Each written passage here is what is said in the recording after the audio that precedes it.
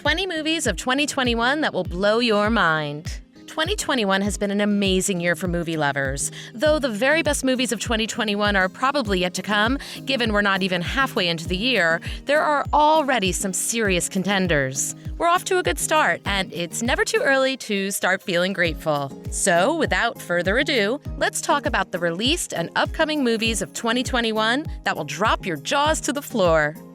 Do you want to turn back? Nope, just getting started. Nomadland. Chloe Zhao's film is both a travelogue of the West, displaying some of the most stunning scenes ever put to screen, and a document of the bitter hardness of American life under corporate structures. It's, above all, a peaceful film, filled with the kind of empathy that feels necessary and rare right now. Chloe Zhao's indie is about a middle-aged woman who loses her savings in the downturn and becomes an American nomad, living out of her van as she traverses the West. Frances McDormand gives one of the best performances of her career, for which she won her third Oscar. Nomadland is gorgeous but never glamorizing. Instead, it's a beautiful work of art. Godzilla vs. Kong. In another year, this movie might not have made the list, but Godzilla vs. Kong is especially noteworthy in 2021 because it marked a return of sorts to the theater-going experience. As vaccines were rolled out and theaters began opening up, Godzilla vs. Kong premiered and immediately broke several box office records. To date, it's grossed over $427 million worldwide.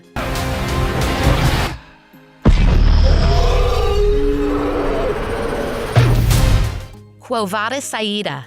This masterpiece uses one woman's heartbreaking conflict to offer an intense account of war's devastating human toll. It is a historical nightmare of merciless suffering, charting the efforts of UN translator Aida to save her husband and two sons at a camp in eastern Bosnia where innocent civilians have taken shelter from the murderous Bosnian Serb army. A damning account of war crimes, the film, as shown in its final moments, forces us to witness that which many didn't want seen. The Father. Led by stellar performances and artfully portrayed by writer and director Florian Zeller, The Father presents a devastatingly empathetic portrayal of dementia. Anthony is 80, mischievous, living alone, and rejecting the caregivers that his daughter, Anne, encouragingly introduces. Yet, help is also becoming a necessity for Anne. She can't make daily visits anymore, and Anthony's grip on reality is unraveling. The film has a beautiful plot and keeps the audience engaged throughout the film. There's something funny going on. Supernova. Longtime friends and collaborators, Stanley Tucci and Colin Firth, play partners taking a possibly final trip together to see friends and family as one loses the other to early onset dementia. A story about love and loss that's first and foremost human, it represents an emerging movement in cinema to tell a wider array of stories centered on queer characters. As in, not everyone did or has to die of AIDS. From lack of wonder. I Care a Lot. I Care a Lot is everything you could have wanted from Rosamund Pike, following her turn as manipulative wife Amy Dunn in Gone Girl. I'm here to help. Pike plays Marla Grayson, a corrupt caregiver who forces her elderly clients into assisted living facilities and drains their bank accounts. Her racket takes a turn, however, when she victimizes a woman with secret mob connections.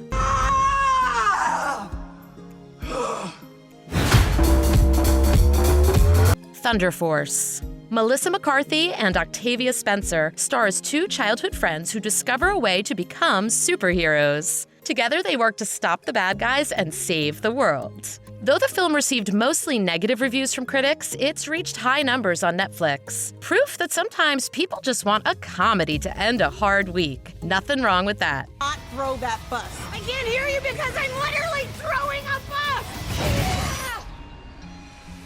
To All the Boys, Always and Forever. This sweet saga of young love comes to a satisfying end that sees Lara Jean off to college, but still with the original boy, Peter Kavinsky. Like any good YA heroine, she's learned some hard lessons along the way, but never lost sight of what's important and always stayed true to her heart. As much as we're sad to see it go, at least another Jenny Han novel is being adapted. I didn't get in.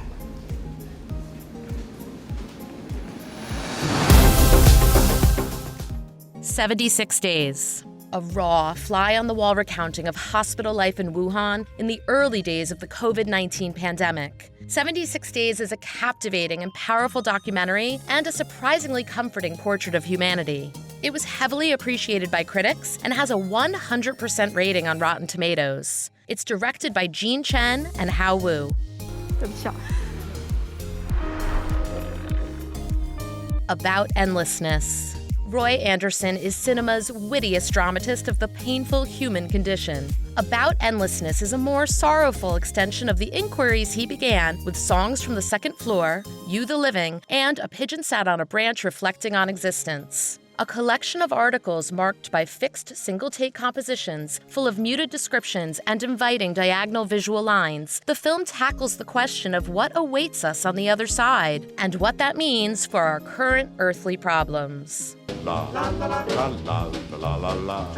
The Truffle Hunters. You have to be rich to be an expert of wild truffles, precious little morsels that can cost billions of dollars or thereabouts per ounce. But Michael Dweck and Gregory Kershaw's delightful documentary reminds us that these absolute lumps of gold originate in a place that is quite literally down to earth. The Truffle Hunters follows a group of elderly men who, along with their trusty, snuffling dogs, forage in the forests of Piedmont, Italy for ultra-rare Alba truffles, which cannot be cultivated.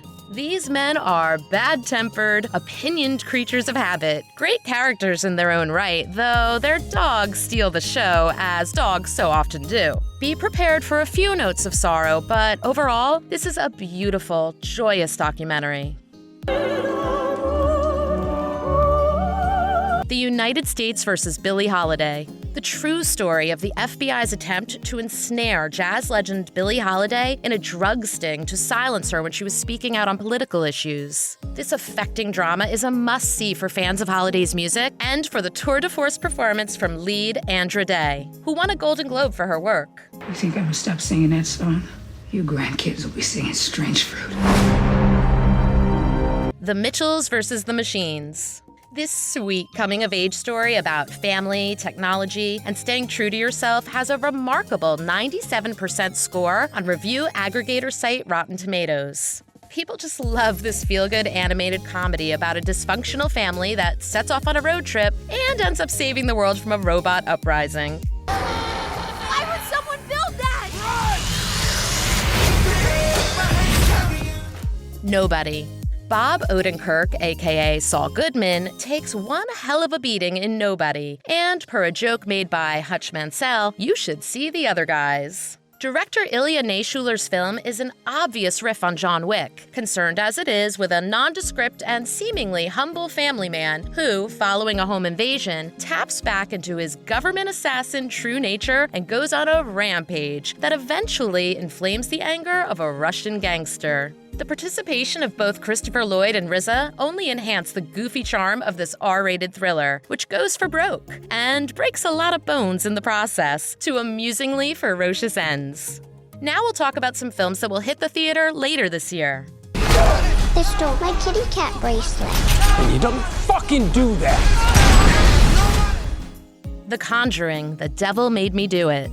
Ed and Lorraine Warren return for what's either the third or the eighth Conjuring movie. Spin-offs like Annabelle and the Nun only sort of count. This one involves the case of Arnie Cheyenne Johnson, who was convicted of manslaughter but who some believe was possessed. Michael Shaves, who directed another spin-off, The Curse of La Llorona, assumes the helm from the Conjuring director James Wan.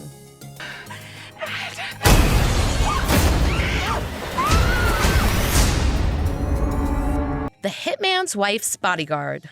Samuel L. Jackson is the hitman. Ryan Reynolds is the bodyguard. What more do you want me to say? A.O. Scott wrote of The Hitman's Bodyguard in 2017. Well, Salma Hayek played the hitman's wife in that movie too, and now they're all back for a sequel. Antonio Banderas and Morgan Freeman also star in the film. It feels like a new beginning.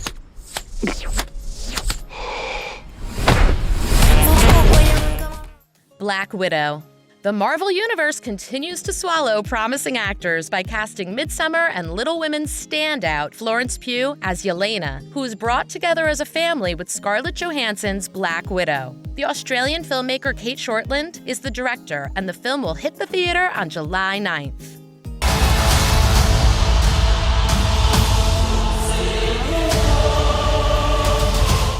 Jungle Cruise.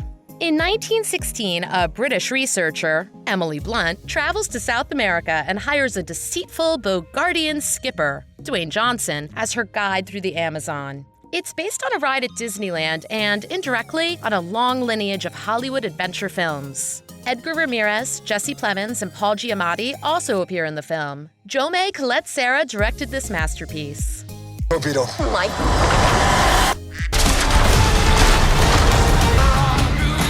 The Suicide Squad. If it doesn't work the first time, add a definite article. Poised somewhere between a reboot of and a sequel to Suicide Squad, the movie sets several DC characters, including Margot Robbie's Harley Quinn, loose on a jungle island. James Gunn is the writer and director. The cast also includes Idris Elba, John Cena, Sylvester Stallone, and Viola Davis. I love the rain.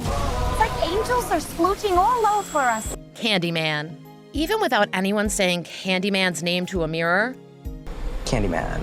Candyman. Candyman. Candyman. a haunting teaser trailer with only shadow puppets from last year set the bar high for this remake, directed by Nia DaCosta and co-written by Jordan Peele. Interestingly, it appears to retain the setting of Chicago's mostly outdated Cabrini Green housing project, where much of the 1992 original took place. Yahya Abdul-Mateen II and Tiana Paris star in the movie. Coleman Domingo also appears.